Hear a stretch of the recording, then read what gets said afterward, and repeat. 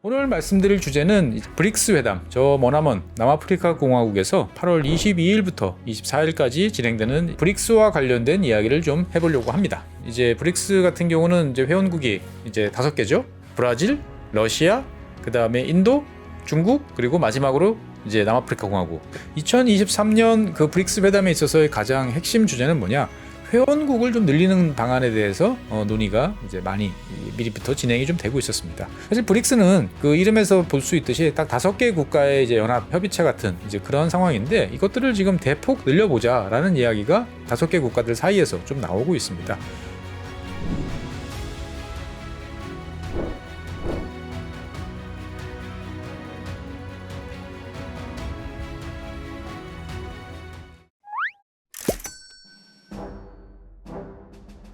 네, 안녕하세요. 최준영입니다. 오늘은 정프로님이 가족들과 함께 좋은 시간을 보내기 위해서 당분간 한 3주간 휴가를 떠나셨습니다. 그래서 이제 3주 동안은 싫던 좋던 저랑 여러분들께서 단독으로 봐야 됩니다. 잘 부탁드리겠습니다. 오늘 준비한 사항은 정프로님이 안 계시니까 이 어떤 국가, 나라 이런 걸 소개하기가, 혼자서 이야기가 조금 좀 민망할 때가 좀 있더라고요. 그래서 국가 소개는 좀 잠시 미루고, 스탄 국가 이야기는 좀 잠시 미루고, 국제관계, 그 다음에 다른 여러 나라 국가들이 얽힌 그러한 주제를 가지고 한번 여러분들을 당분간 좀 찾아뵈려고 합니다. 오늘 말씀드릴 주제는 이제 그 중에서 현재 진행되고 있는, 오늘 녹화 시간이 이제 8월 23일이니까 지금 이제 회담이 진행 중이죠. 브릭스 회담, 저 머나먼 남아프리카 공화국에서 8월 22일부터 24일까지 진행되는 브릭스와 관련된 이야기를 좀 해보려고 합니다. 예, 그래서 남아공에서 브릭스 회담을 하는 이유는, 이제 브릭스 같은 경우는 이제 회원국이 이제 5개죠. 말 그대로 이제 브릭스잖아요. 브라질, 러시아, 그 다음에 인도, 중국, 그리고 마지막으로 이제 남아프리카 공화국. 근데 올해가 남아프리카 공화국이 이제 순회 의장국 차례예요. 그러니까 의장국이 있는 나라에서 이제 회담을 하는 거죠. 원래는 이제 매년 이제 개최를 이제 했었는데, 그동안에 이제 코로나 때문에 못 하다가 이제 올해 제대로 이제 오프라인에서 정상회담을 하다 보니까 많은 나라들, 그리고 이제 많은 언론들이 이 주시를 이제 하고 있습니다. 5개 국가인데 4개 국가 정상이 이제 참석을 합니다. 그러면 누가 이제 결석을 했냐? 푸틴 대통령이 이제 결석을 했습니다. 푸틴 대통령이 안 나오는 이유는, 현재 푸틴 대통령이 이제 우크라이나 전쟁 관련해서 국제형사재판소에 이제 체포영장이 발부돼 있는 이제 뭐 그러한 상태라고 합니다. 그러다 보니까 이제 외교적으로 괜히 곤란한 상태에 이제 놓일 수 있는 이제 그러한 상황을 우려해가지고 푸틴 대통령은 이제 불참을 이제 통보를 했고, 대신 이제 외교장관이 이제 대참하는 형태로 이제 진행이 됩니다. 그래서 현재 이제 8월 23일 기준으로 이제 회담이 이제 진행 중이고요. 그런데 이제 회담과 관련해서 이제 남아프리카 공화국 같은 경우는 이제 대단히 큰 행사다 보니까 아주 야심차게 열심히 준비를 하고 있습니다. 그래서 아프리카부터 시작을 해서 뭐 국제기구 해서 많은 사람들을 이제 초청을 해서 불러 모으고 있는데, 사실 이 브릭스에 관심이 제일 몰리는 것 중에 하나는 중국의 시진핑 주석 때문에 그렇습니다. 시진핑 주석이 이런 다자간 회담에서 어떤 이야기를, 어떤 비전을 새롭게 이야기를 할까 많은 사람들이 이제 궁금해하고 있는데, 8월 23일 기준으로 봤을 때 시진핑 주석이 첫 번째 연설 예정돼 있던 이제 비즈니스 포럼에서의 연설을 이제 취소를 했어요. 그래서 상무장관이 이제 대독하는 형태로 진행이 된다라고 그래가지고 다들 또 고개를 갸우뚱하고 있습니다.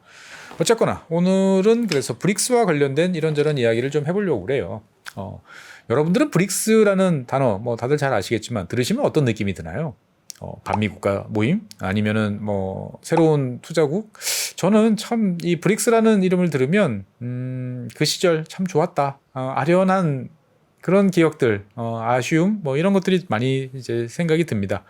왜냐하면 이제 브릭스라는 단어가 이제 공식적으로, 사실 영어 뭐 국가명 앞을 딴 약자잖아요. 이 브릭스라는 단어가 처음 등장한 것들은 뭐 잘 아시는 것처럼 골드만삭스의 이제 짐 오닐이라는 분이 이제 공식화 시킨 단어죠. 2001년입니다. 2001년. 그러면 2001년이면 우리 월드컵 하기 전에 정말 어떻게 보면 세상이 이제 물론 9.11 같은 이제 큰 일을 겪고는 있었지만, 그래도 이제 세계화가 본격적으로 진행이 되면서 뭔가 새로운 국가들이 꿈틀꿈틀 올라오고 큰 변화들이 여기저기서 정신없이 이루어지던 그런 상황이었죠. 그래서 이제 짐 오닐 같은 경우가 당시에 이제 Building Better Global Economic이라는 보고서를 내면서 거기서 우리가 주목해야 될 국가들, 그래도 처음엔 4개였어요. 브라질, 러시아, 인도, 중국 이렇게 4나라였죠.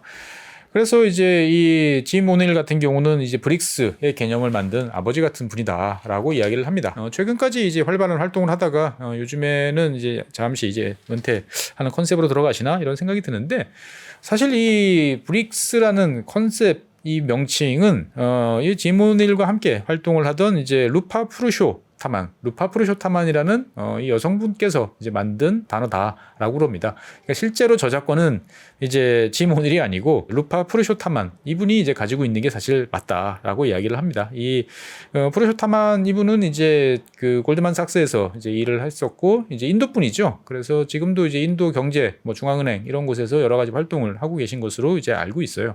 그러다 보니까 어떻게 보면 이제 더 그런 쪽에 촉이 빨랐구나 라고 이제 생각을 해볼 수가 있는 거죠. 그래서 브릭스 그러면 2001년 벌써 20년이 넘은 오래된 단어가 됐고요. 처음에는 이제 네 나라였다가 나중에 남아공이 추가된 이제 그러한 형태로 이제 인식을 하시면 되겠습니다.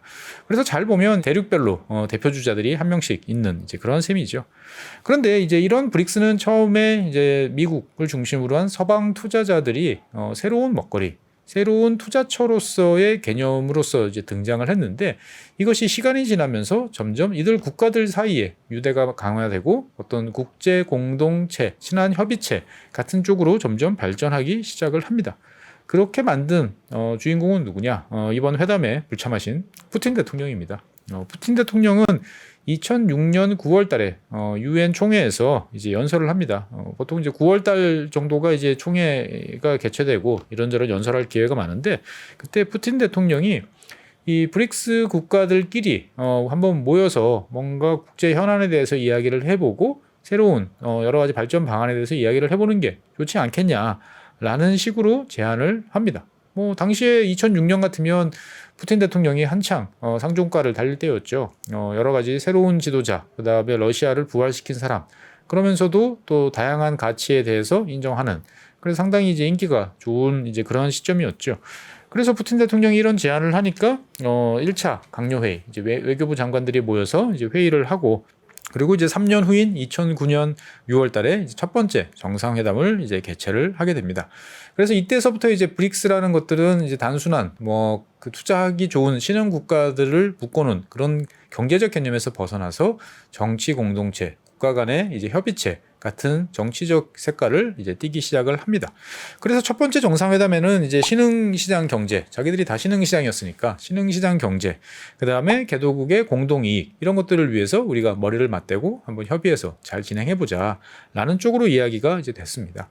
사실 이제 2009년에 첫 번째 정상회담이 이루어졌는데, 여기에는 또 제가 생각했을 때는 정치적 그리고 경제적 배경도 있었습니다.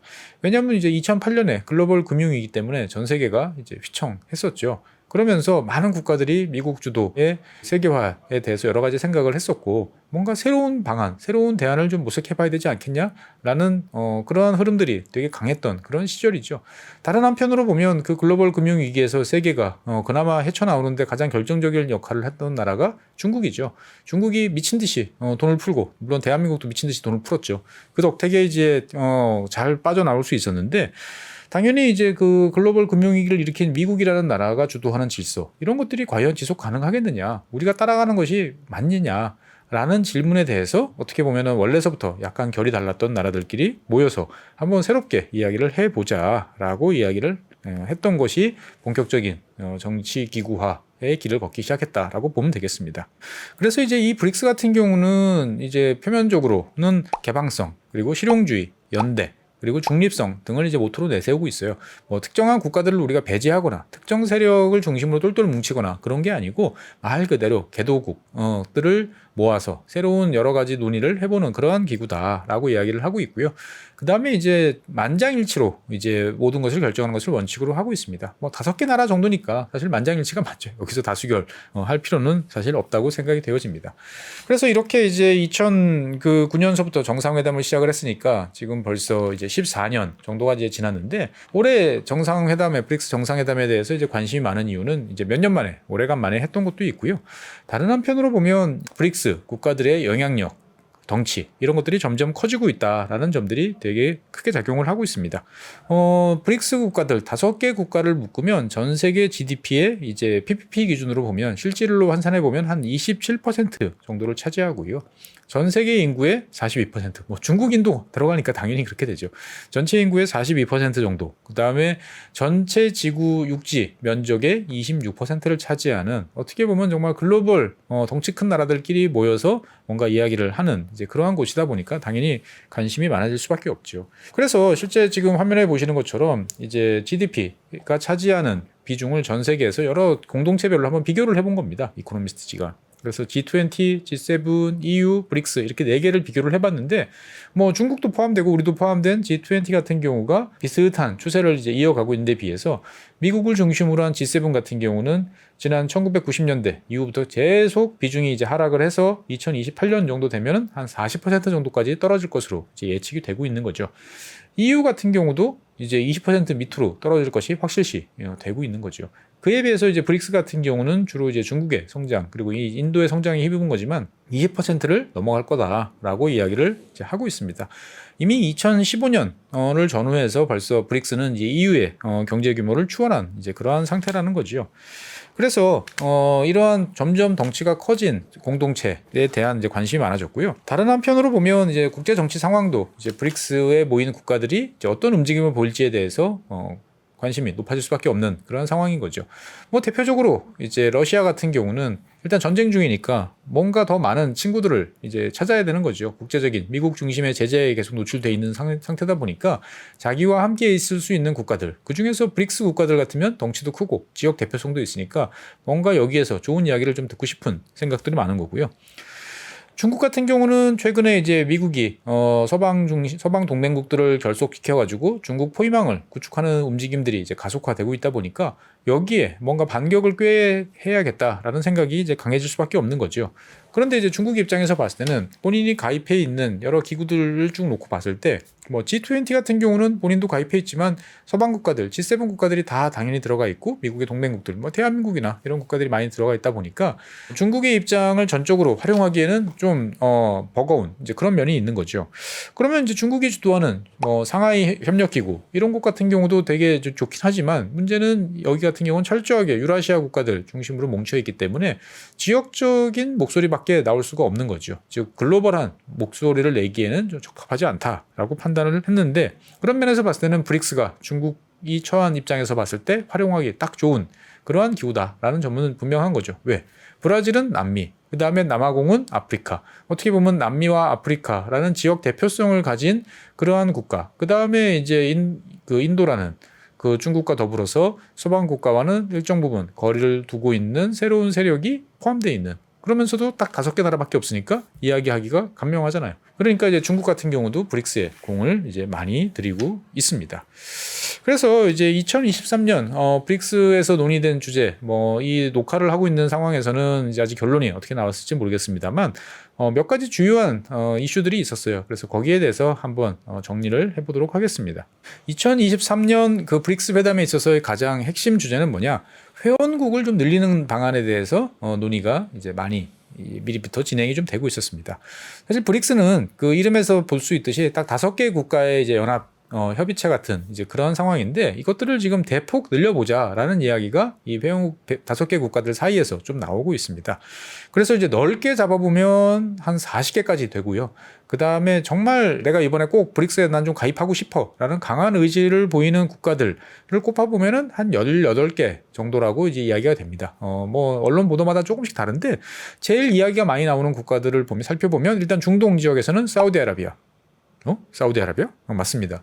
사우디아라비아, 이란, 그 다음에 아랍에미레이트, UAE 이런 나라들이 있고요. 남미에서는 이제 아르헨티나, 그리고 이제 멕시코 같은 경우가 이제 브릭스 가입을 이제 희망을 하고 있습니다. 그리고 이제 그 밖에도 이제 인도네시아, 이집트, 그 다음에 아프리카의 에티오피아, 그리고 나이지리아 등 이런 국가들이 이제 강한 가입 의사를 이제 보이고 있는 것이죠. 그래서 이제 범위를 좀 좁혀가지고 정말 강력하게 나는 꼭 가입할 거야 라고 이야기를 이제 표명하는 국가들을 다 합한다면 이들 국가들이 만약에 브릭스에 가입하면 브릭스 전체 인구는 전 세계 인구의 42%에서 58%로 이제 확대되는 거고요. GDP 같은 경우도 34%까지 이제 확대되는 명실상부한, 어떻게 보면 반서방, 안티 웨스턴 그 국가들의 연합체 같은 모습을 갖출 가능성이 매우 높습니다. 그래서 회원국이 많아지면 당연히 이제 볼륨도 커지고 힘도 세지고 여러 가지 이제 사안에 대해서 목소리를 낼 때 파워도 좋아지니까 다 좋아할 것 같다라고 보지만 이 현재 브릭스 5개 회원국들 사이에 입장은 좀 갈리고 있습니다. 일단 중국 같은 경우는 자국의 영향력, 자국의 어떤 그런 힘을 투자하는 데 있어서 많은 회원국들이 있으면 좋으니까 이러한 회원국 확대에 대해서 되게 적극적입니다. 근데 그에 비해서 브라질 같은 경우는 상당히 이제 회의적 태도를 계속 보이고 있어요.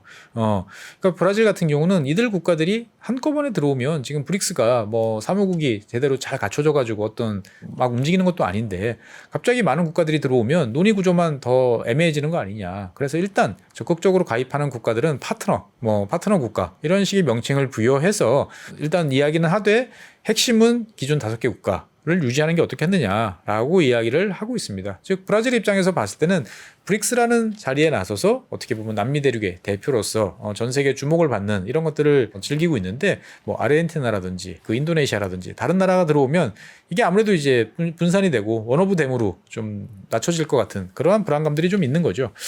그래서 이제 일단은 회원국을 뭐 어느 정도 늘리긴 할 것 같아요. 그래서 어디가 될지 이제 회담 결과를 좀 봐야 되겠습니다만 자관 브라질이 여러 가지로 좀 뻘떠름한 그런 입장을 좀 보이고 있습니다. 그러면 이제 다른 국가들은 어떠냐? 남아프리카 공화국 같은 경우는 되게 적극적으로 회원국 확대에 노력을 하고 있어요. 그래서 왜냐하면 이 보통 브릭스라는 5글자를 쓸 때 BRIC 4글자는 어떻게 이야기하죠? 주로 대문자로 씁니다. 근데 S는 남아프리카 공화국을 대표하는 S 같은 경우는 소문자 S로 쓱 쓰는 경우들이 많아요. 이제 뭐 의도적이든 아니든 체급 규모라든지 여러 면으로 봤을 때 좀 취약하다 이런 면으로 이제 어떻게 보면 보일 수 있는 거죠. 그러다 보니까 남아프리카 공화국 같은 경우는 혼자보다는 아프리카의 많은 국가들이 브릭스에 가입을 해서 뭔가 아프리카의 목소리 그리고 아프리카를 대표하는 남아공 이런 식의 구도를 만들고 싶어하는 거죠. 그리고 이제 이 회원국 확대 같은 경우는 좌우간 브릭스라는 전체적인 볼륨을 키우는 데는 좋지만 기존의 5개 국가들이 독점하던 발언권, 지위 이런 것들이 이제 하락하는 문제들이 있기 때문에 어떻게 결론이 날지는 좀 지켜봐야 될 것 같습니다. 그리고 이제 두 번째 문제는 이제 이 나라들이 모여서 결국은 이제 처음 모였던 이유가 경제 발전시키자. 우리 서로 도와가면서 뭔가 잘해보자. 근데 주로 경제, 투자 이런 쪽에 관심이 있었던 거죠. 그래서 이제 이거와 관련된 이야기들도 아마 이번에 좀 많이 나올 것 같습니다. 사실 우리나라에서는 잘 알려지지 않았지만 이 브릭스 이제 국가들은 5개 국가들은 벌써 2014년 그리고 2015년 이 시기에 미니 IMF, 미니 월드뱅크 같은 그런 기구들을 구성을 했습니다. 이게 무슨 의미냐면 이제 IMF 같은 경우는 뭐죠? 이제 국제통화기금이잖아요. 주로 제일 많이 하는 일이 어떤 일인가요? 특정 국가가 경제적으로 일시적으로 위기에 처했을 때 가서 이제 불 꺼주는 소방수 역할을 해주죠. 그러면서 경제에 대해서 이런저런 자문도 해주고 경제 구조 개편에 대한 지원도 해주고 돈도 빌려주고 그다음에 돈 나중에 돌려받는 이제 이러한 구조죠. 즉 위기 상황에 있을 때 그 소방수 같은 역할을 해주는 게 IMF인데 2014년에 이 브릭스 국가 5개 국가는 이제 우발적 준비금 협정 이라는 약간 어려운 이름의 이제 CRA라고 영어로는 약칭을 붙이는데 이거를 이제 체결한 바 있습니다. 이것은 IMF의 기능 중에서 핵심. 즉 이제 위기 시 이제 서로가 돈을 빌려줄 수 있는 스왑 라인을 이제 구축하자라고 이제 이야기를 했던 거죠. 그래서 이제 어떻게 보면 미니 IMF죠. 5개 국가만 참여한 스왑 라인이니까. 그래서 이거 일단 이런 것들이 현재 가동이 되고 있는 이제 상황이다라고 기억을 하시면 되겠습니다. 그런데 이제 IMF 같은 경우도 우리가 SDR이라고 해가지고 이제 인출권에 따라서 발언권이 다르죠. 미국이 가장 많은 발언권을 가지고 있고, 내가 거기에 뭐 표결이나 뭐를 하고 싶을 때 내가 더 많은 영향력을 하고 싶으면 내가 더 많은 돈을 집어넣어서 내 발언권을 높여라 라는 이제 그러한 조직인데 이 CRA 같은 경우는 똑같습니다. 그래서 처음에 이것들을 만들 때 제일 돈을 많이 낸 나라 뭐 당연히 중국이겠죠. 중국이 이제 이 CRA에서는 40%의 거의 뭐 압도적인 의결권을 가지고 있다라고 이제 이해를 하시면 되겠습니다. 그리고 이제 최근에 그 이 브릭스 회담과 관련해서 많은 이야기가 나오는 게 이제 NDB입니다. NDB는 이제 뉴 디벨로프먼트 뱅크죠. 신개발은행. 이라는 이름의 이제 은행인데 이게 이제 미니 월드뱅크예요. 월드뱅크가 하는 일은 주로 제3세계 국가, 개도국, 극빈국 이런 국가에 이제 돈을 대출을 해주고 그걸 통해 가지고 빈곤 타파라든지 그다음에 뭐 기아 극복 이런 활동들을 이제 지원을 해주는데 이 2015년에 이제 만들어진 이 신개발은행 즉 그 브릭스 국가들이 출자를 해서 만든 이 은행이 하는 일이 딱 그 일입니다. 그래서 월드뱅크에서 챙겨주지 못하는 신흥국들을 지원해주고, 그 다음에 더 중요한 거는 뭐냐? 가장 핵심이죠.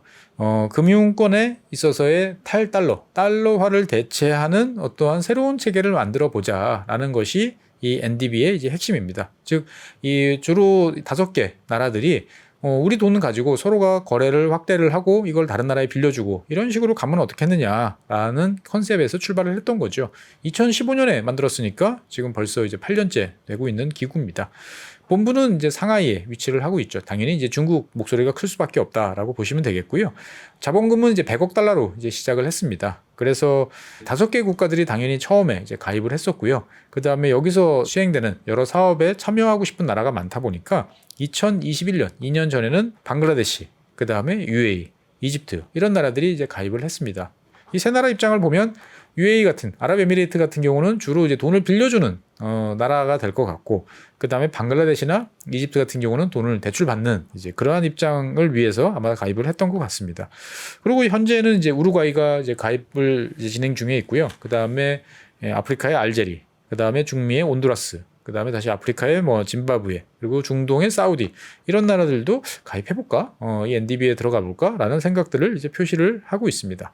그런데 이제 이 NDB 같은 경우는 철저히 처음서부터 이 처음에 창립국의 어드밴테이지를 인정하는 구조로 딱 구도를 짜놨어요. 아까 이제 브릭스 같은 경우는 회원국이 늘어나면 다른 국가들이 이제 발언권이 좀 약해지지 않을까라고 이제 우려를 했는데, 그런 점들을 이제 우려해서 그런지 이 NDB 같은 경우는 처음서부터 회원국이 몇 개가 되든 처음에 만들었던 창설국 5개국이 고위직을 독점을 하고, 그 다음에 이 5개 국가를 합하면 최소한 의결권 과반을 유지하도록 이제 규정을 해놓고 있는 거죠. 그러니까 어떻게 보면 철저히 이 5개 국가가 주도할 테니까 그거를 받아들이는 애들만 들어와라 라고 이야기를 합니다.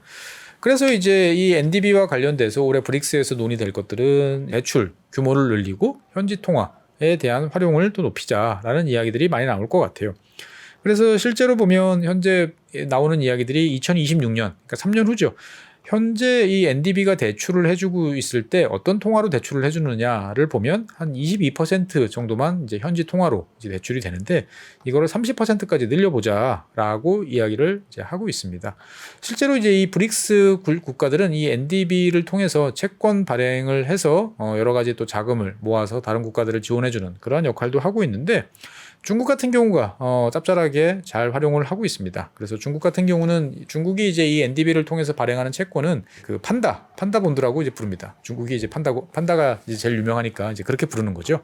대한민국 같은 경우는 옛날에 이제 김치 본드 이렇게 불렀고, 일본 같은 경우는 뭐 사무라이 본드 이런 식으로 부르는 것처럼 이제 중국 같은 경우는 이제 판다 본드라고 부르는데, 이거 NDB를 통해서 이제 그 동안에 한 3차례 정도 발행을 해서 한 130억 위안, 달러로 보면 한 18억 달러. 원화로 환산해 보면 2조 원을 좀 넘는 돈을 이제 조달을 해서 다른 국가에 이제 빌려주거나 했던 활동들을 했었고요. 그래서 남아프리카 공화국 같은 경우도 자국화 랜드, 그다음에 인도 같은 경우는 루피 이런 식으로 채권을 발행을 해서 다른 나라에 지원을 해주는 그런 역할들을 해보려고 지금 시도 중에 있습니다. 그래서 이제 이 NDB란 기구는 그럼 정말 일을 하느냐? 네, 일을 하고 있습니다. 그래서 인도의 이제 뭄바이 지하철, 브라질의 수도인 브라질리아의 태양광 설비 이런 걸 갖추는데, 여태까지 이제 한 100여 개 사업에 한 30억 달러 정도를 이제 지출을 하고 있습니다. 그러니까 자본금 100억 달러를 가지고 이렇게 신용을 일으켜가지고 계속적으로 대출을 이제 해주고 있는 거죠. 그런데 이제 문제는 뭐냐? 다 이 브릭스 국가들끼리 만들고 그다음에 현지 통화를 늘려보자라고 했는데, 문제는 대출되는 금액 중에 여전히 3분의 2 정도는 달러로 나가고 있다는 거죠. 화면에서 보시는 것처럼 제일 많은 게 달러, 그다음에 중국 위안화, 그리고 나머지가 유로라든지 이런 다른 통화들이 이제 들어오고 있는 거죠. 그러다 보니까 이게 분명히 우리가 브릭스 차원에서 뭔가 현지 통화 사용 확대를 위해서 만들었는데 왜 달러를 이렇게 쓰고 있느냐. 그러니까 이거 좀 줄이자라는 이야기가 당연히 나올 수밖에 없는 거죠. 그리고 이제 다른 한편으로 문제는 뭐냐면은 이 NDB가 지난 러시아 제재 과정에서 러시아가 참여하고 있는 기구다 보니까 이 신용도가 신용평가사들에 의해서 낮아졌어요. 낮아지다 보니까 이 NDB가 새롭게 뭔가 자금을 조달하는 데 있어서 비용이 이제 상승을 하게 됩니다. 그런데 또 다른 한편으로 이제 겪는 어려움이 뭐냐면은 이 현지 통화로 대출을 이제 해준다라는 거죠. 그러면은 이제 그 통화를 이제 그 돈으로 받아야 되는데, 문제는 뭐냐? 이게 이제 현지 통화의 가격들이 이제 강달러 시절에 이제 급락을 하다 보니까 달러로 환전한 대출 가치가 이제 막 급격하게 떨어지는 거죠. 내가 쟤한테 돈을 이를테면 1억 달러를 빌려줬는데 뭐 그거를 이제 현지 통화로 바꿔가지고 현지 통화 형태로 했는데 그러면 이를테면 브라질 같은 경우는 레알화로 갚으면 되는 거예요. 그래서 1억 레알로 이제 갚았는데 그 사이에 통화 가치가 확 낮아지면 받는 은행 입장에서 봤을 때 보면은 내가 당초에 줬던 1억 불보다 적은 금액만 받고 끝날 수밖에 없다라는 거죠. 그래서 이런 것들을 다 끌어모아 보다 보니까 현재 100여 개 사업에 나와 있는 전체 대출을 이제 끌어모으니까 장부상 가치 한 50% 정도밖에 안 되는 쪽으로 이제 줄어든 거죠. 자본금이 쪼그라들고 있는 이제 이러한 문제가 있다 보니까 이 문제를 어떻게 극복할 것인지에 관한 이야기가 회담의 이제 주요 의제로 대두가 되는 거죠. 그래서 2023년 브릭스 회담은 이러한 문제를 근본적으로 이제 개선하기 위해서는 이제 브릭스 국가들끼리 공동의 통화를 쓰는 게 낫지 않느냐라는 이야기가 이제 활발하게 논의가 되고 있습니다. 즉 위안화, 뭐 루블 이런 거 말고 브릭스 국가들이 상호 쓸 수 있는 공동의 통화를 만들자. 즉 유로 같은 통화를 만들면 좋지 않겠냐라는 이야기인 거죠. 그러니까 이제 브릭스가 처음 만들어졌을 때 목적 중에 하나가 현지 통화로 이제 거래하고 현지 통화로 결제를 하는 게 이제 목표였다면 사실 이제 한번 해볼 만한 상황이 된 거 아니냐라는 이야기가 나오는 거죠. 그래서 여기에 대해서는 신규 통화, 브릭스 간의 국가 간의 거래를 위한 신규 통화 도입에 대해서는 이제 브라질 룰라 대통령이 가장 적극적이고요. 그 다음에 이제 러시아도 상당히 적극적입니다. 러시아 같은 경우는 지난 22년에 이제 푸틴 대통령이 브릭스에서 공동 통화 창설을 위한 준비를 진행하고 있다. 이렇게 이제 언급한 바도 있어요. 그런데 이제 이게 과연 제대로 될 거냐, 뭐 기술적인 문제, 그 다음에 금융의 여러 가지 문제를 떠나서 일단 회원국들 간에 아직까지 손발이 잘 맞지 않습니다. 그러니까 인도 같은 경우는 반대의 입장을 표명하고 있어요. 경제력 차이가 여전히 큰 상황에서 그리고 이제 중국과 러시아 같은 경우는 이제 경상수지 흑자 국가인데 이러한 국가들이 발행하는 통화 그 다음에 대신 이제 인도 같은 경우 경상수지 적자 국가인데 이게 뭔가 입장이 다르다라는 입장인 거죠. 그러다 보니까 인도는 아직까지 신규 통화를 우리가 브릭스 차원에서 논의할 때는 시기상조다라는 반댈세라고 이야기를 하고 있고 대신 남아프리카 공화국 같은 경우는 좋긴 한데 좀 시간을 두고 천천히 보자라는 입장인 거죠. 그러니까 이게 참 어려운 거예요. 5개 국가밖에 안 되는데 이 5개 국가들끼리도 뭔가를 하려고 그러면 자국의 입장들이 참 많이 다르다라는 점들인 거죠. 그래서 어쨌거나 이 브릭스 회담이 이제 어떤 결론을 내든지 간에 매년 이 브릭스와 관련된 이슈들은 점점 여러분들께 많이 들리고 그다음에 보다 많은 관심의 대상이 될 가능성이 높다라는 점들은 많습니다. 왜 그러냐? 전 세계적으로 봤을 때 그동안에 세계를 움직이는 세력은 G7이라고 하는 서방 국가들 중심이었는데 이 서방 국가들의 비중이 앞서서 보여드렸던 그래프처럼 점점 축소되고 브릭스가 차지하는 비중이 높아지니까 거기에 따른 자연스러운 결과이기도 하다는 거죠. 그래서 최근 들어서 우리나라에서는 이 표현을 아직까지 잘 안 쓰는데 서방 국가들이 아닌 어떻게 보면 제3세계 국가라고 예전에 묶었던 그러한 국가들을 포함하는 이제 글로벌 사우스 라고 하는 이제 이러한 국가들의 카테고리가 만들어지고 있는데 이 글로벌 사우스를 주도하는 글로벌 사우스를 대표하는 조직으로서 브릭스가 자리 잡을 것이다 라는 전망은 상당히 힘을 얻고 있습니다. 그런데 이 브릭스의 미래가 그럼 무조건 밝냐라고 보면 또 그렇지 않아요.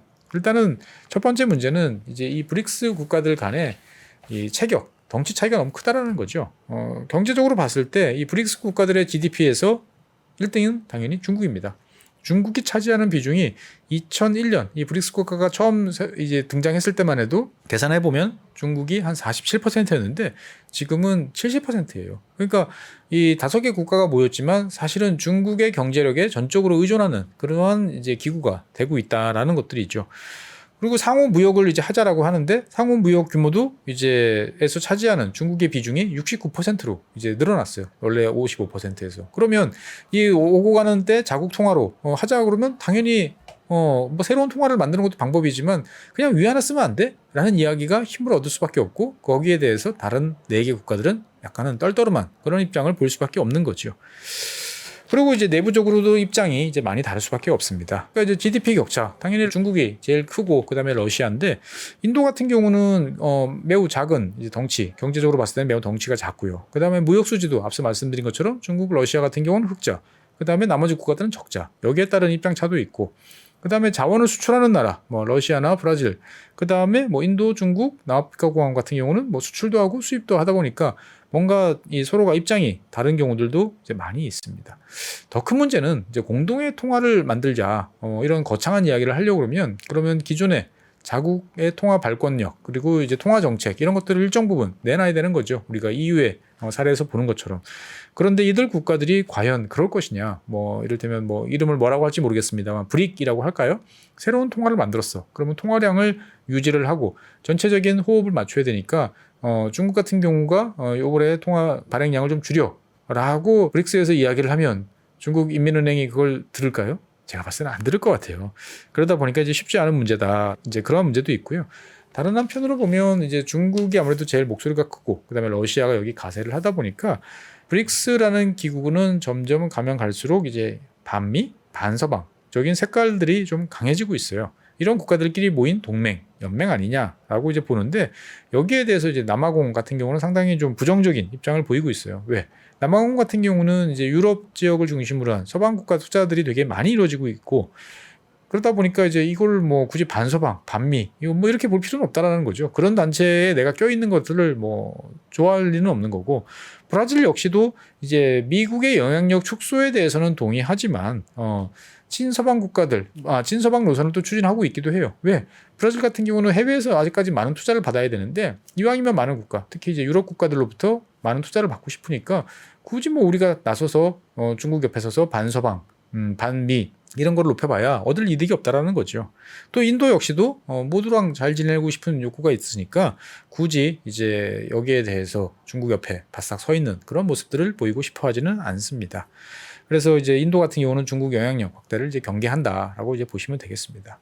그래서 이렇게 보면 이제 되게 큰 이야기, 큰 틀에서 봤을 때 이제 움직임이기도 하고요. 다른 한편으로 보면 이 브릭스에 있어서의 중국의 고민 중에 하나는 뭐냐면 중국이 가장 중요한 국가인데 정작 이 브릭스 국가의 국민들도 중국을 점점 싫어하는 경향이 높아지고 있다는 거죠.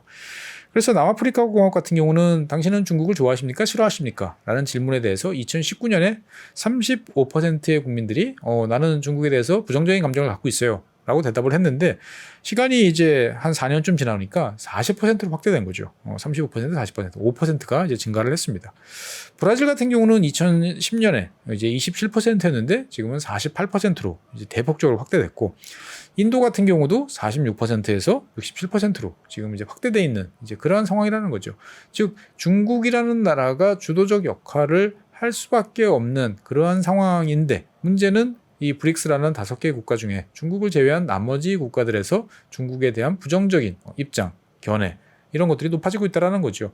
이런 상태에서 나머지 이 중국을 제외한 나머지 4개 국가들이 중국의 우위, 어드밴티지를 인정하는 식으로 브릭스를 운영하는데 동의를 하겠느냐라고 보면 쉽지 않은 거죠.